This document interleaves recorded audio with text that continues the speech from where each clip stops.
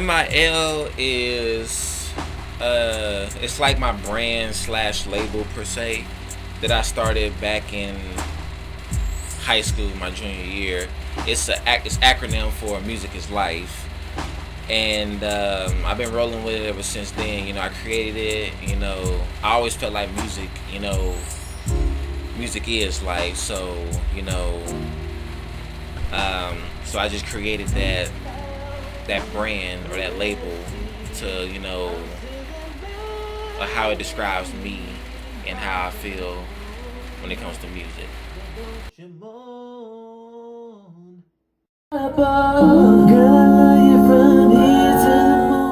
I pretty much produce all of my music. From my first project, I did everything, to this project, I did everything. You know, engineering wise, I got a lot better. You know, looking back at my last project, but with this project here, the Xperience, you know, I got around other different producers, and their ears helped me out to make my quality sound better.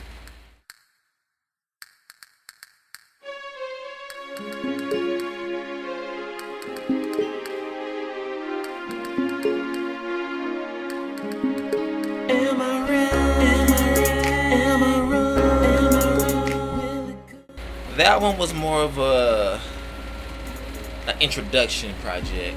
I'm basically introducing myself to not only my listeners who was already listening to me before, but to new listeners.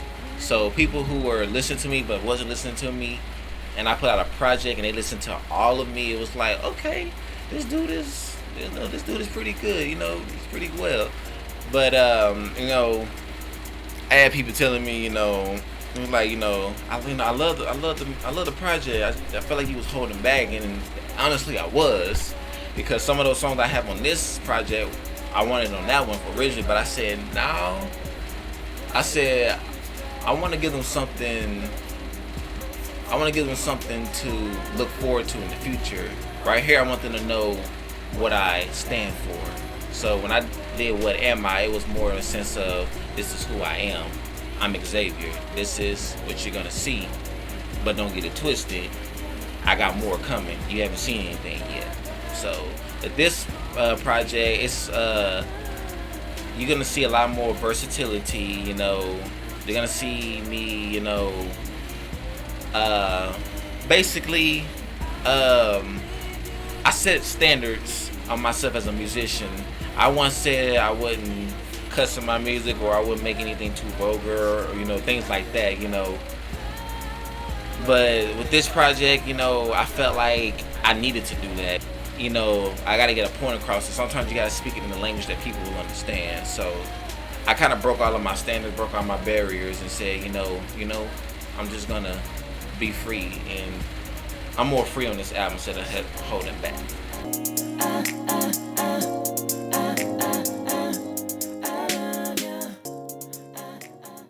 Oh yes, most definitely. I got with these two producers a couple of months ago.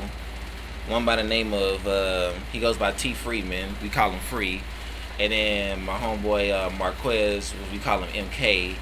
And they're producers themselves, and they're gonna be on some songs, along with the two other artists that I just put on with MIL. My homeboy Mike, which we call him Notorious MIC, but I've been knowing him, you know, during my basketball days, so I call him Big Mike. And then there's a young lady by the name of Ariana, but we call her 817 Shay, and she's a rapper, and she's actually pretty good. So I know the second I heard her, I had to put her on one of my songs, and by my surprise, she wrecked it. Mike, he went in and he did his thing, and then my boys MK and T Free, you know, they who they are, so they never disappoint me. So. Smell me when not come around. Coming from that funky town, these chicken heads ain't worth the stress, bro. Who you really trying to impress? I progress while you digress. You fuck whatever's in the dress. Guap, guap, fuck them chickens. Guap, nigga, get your bread. Guap, guap, fuck them chickens. Guap, nigga, get your bread. Use your head. Gotta make 'em mad. All I see is red. Man. So I work with these artists, this group actually, they call themselves OTB, which is an acronym for Only the Brothers. And they're rappers, and they're actually a feature on one of my songs on the album too. When they first came to the studio 2 years ago, when they first came to MIL, they were already rapping to beats that were online. And then when I started giving them beats that I created, you know, they would write to it, and then they'll get stuck on the flow or how to say something. So I'll say, I'll help them out. I'll say, try saying it like this. I roll it like this. I come up with this. I get it like that. Or no, so I was just trying to help them out. And they'll look at me upside down like, bro, you not a rapper? And I'll be like, no, I'm not a rapper. I just try to help you out. So right then and there, they automatically just saw this whole rap side of me, which I never saw. And then there's a song on my mixtape. There's a song on my album that's that I'm rapping to. I put a little rap to it, and originally I was supposed to have one of my homeboys on there, but when I was in the studio working on my part, when the part came to where he was supposed to rap to, I had wrote like a 4 bars just so I can get a gist of what he would say or how he would go, because normally I know the type of rapper he is. And so when I wrote it down and I started rapping to it, I said, it actually sounded kind of good. And then I was like, no, I'm not a rapper, I'm not a rapper. So I said, you know what? I said, let me finish this verse. And I said, I'm gonna give myself 7 takes.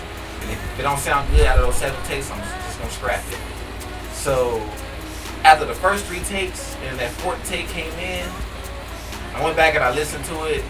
I was like, okay, this actually sounded good. And that same night, I called up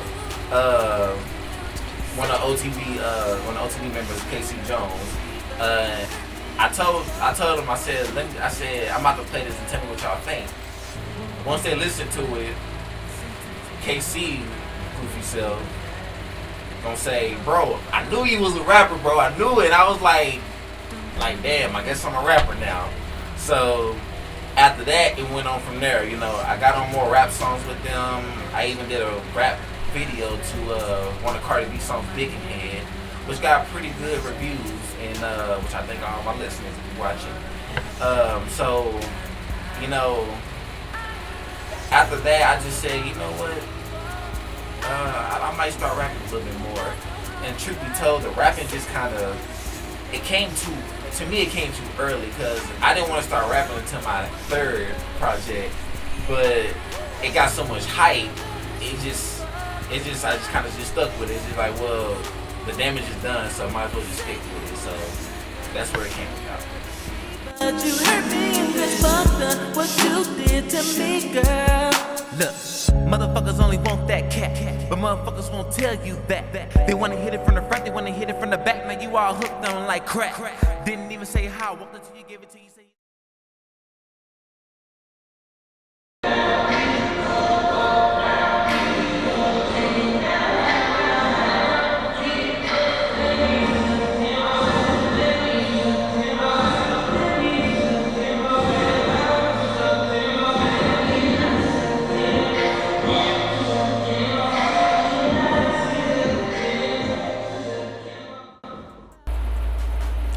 Dancing to me is a way to express, you know.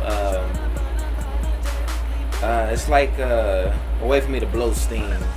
You know, some people will hit a gym, or some people go for a run. I used to go for a run. I still go every once in a while, but majority of the time, I'm just dancing. You know, I go to the dance studio, and you know, I just let loose. Or if I'm at home and I miss going to the dance studio a week, there's always one night that everybody is either asleep or nobody's at home, so I use the whole living room as like my dance floor, and just release from there, you know.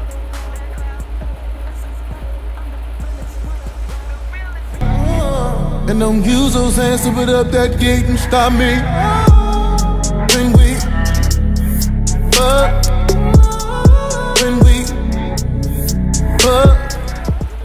when I'm in the dancing studio, it's like freedom, you know?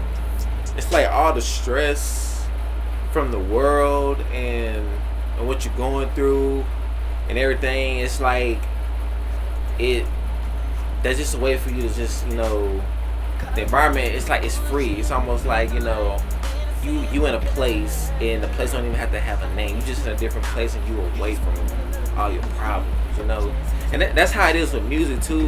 And it's like that with dancing. But with dancing, I'm putting motion into my feelings, or motion into, you know, into how I feel, you know. So if I was angry about something, you know, I'm gonna do a routine. I'm gonna do a dance routine, you know, and I'm gonna hit that routine. I'm gonna like give it my all, because, you know, it's just like, you know, I done had a long stressful week or something, you know. So yeah.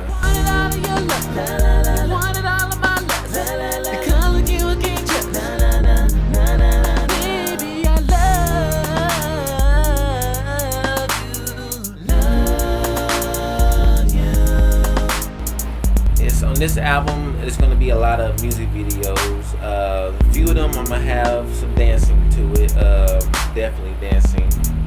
I was supposed to have some on my last take, but problem was, well, it was a lot of problems, a lot of changes and everything, a lot of shifting. So it ended up not working out the way it should have. But the dancers I had, you know, they were from Austin. I was driving there almost every 2 weeks, you know, rehearsing with them. And honestly, I mean, that drive was worth it. I mean, even though I didn't get my video out and play, just to work with those dancers was just amazing, you know.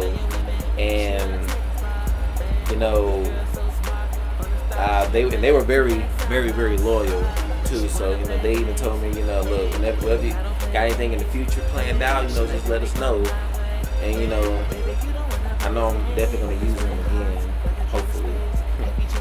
He got you in the haze. Can't trust the hoe, cause she on the flame. Mad at you, now she single and we know it's fake. Hey, what you want, want, hey, what you want.